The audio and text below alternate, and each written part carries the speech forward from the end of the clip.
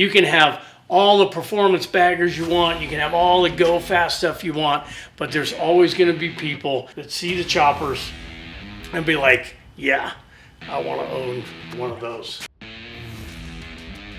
At any given time, I was like, I always have to have my own project going on, right? Like I always have to have something in the queue that's for me.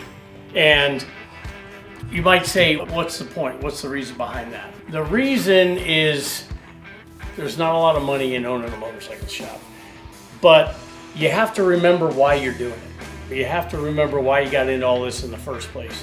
So I have to have a project that's going on after hours, behind the scenes, on the weekends, that just keeps my love and faith in motorcycles alive. This chopper right here, this is the current one.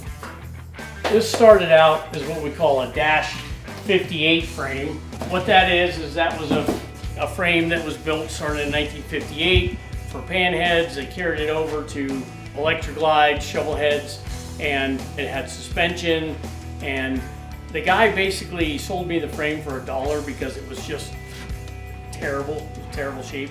And all that we used out of it, believe it or not, is what we call the cradle, which starts about right here. We cut all this out and then cut this off here, and then this tube, and not even all this, just little bits of this right here. And then we took a Fabricator Kevin hardtail kit, this right here, all this back section, we put that cradle in the jig over there, built the back section of it with the Fab Kevin hardtail kit. Fab Kevin is a good friend of mine and just an absolute genius. I think the world of this guy, but he makes some really cool chopper parts. So after the cradle was married with the back end and the hardtail right here and got it all ready to go, then we went to work on the front. And then the thing with motorcycles is you got to get your math right. It's all about geometry. So if you take a rod and put it through the neck and you bring it down to the ground, that angle that is in that neck is what's called the neck rake. That's your neck rake angle.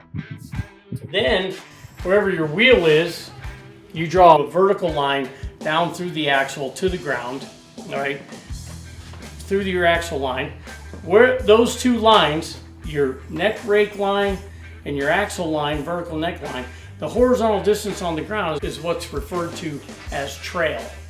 The trail is what makes a motorcycle handle properly.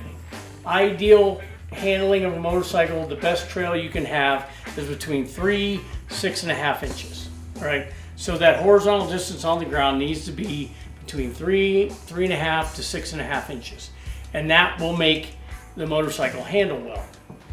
If you have too little trail, let's say you have 2 inches of trail on the ground, it's going to be like a shopping cart.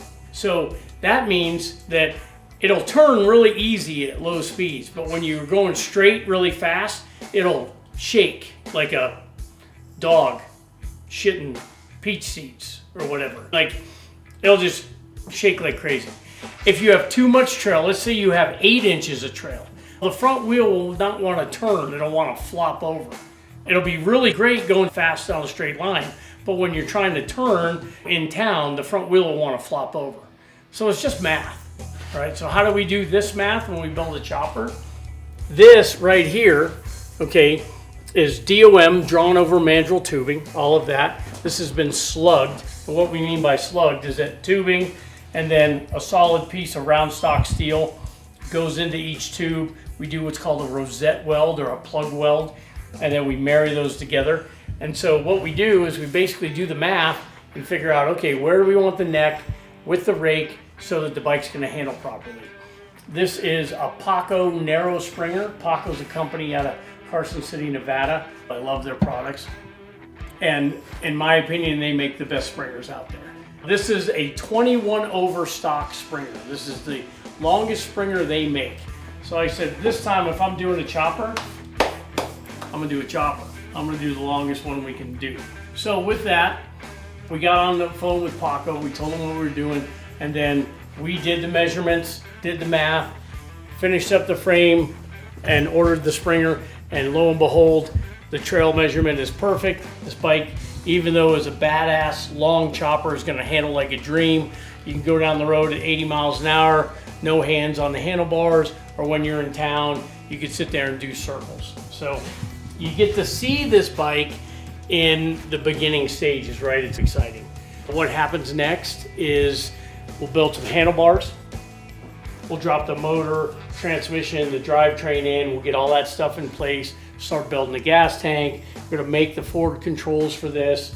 We're gonna take a fender and highly modify it.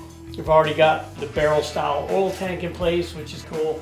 I just like that retro like style. I'm probably gonna run a magneto on the engine.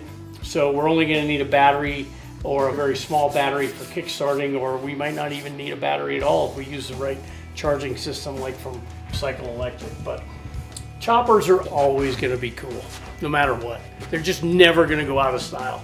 You can have all the performance baggers you want, you can have all the go fast stuff you want, but there's always gonna be people out there that see the choppers and be like, yeah, I wanna own one of those. Like and subscribe if you know what's good for you.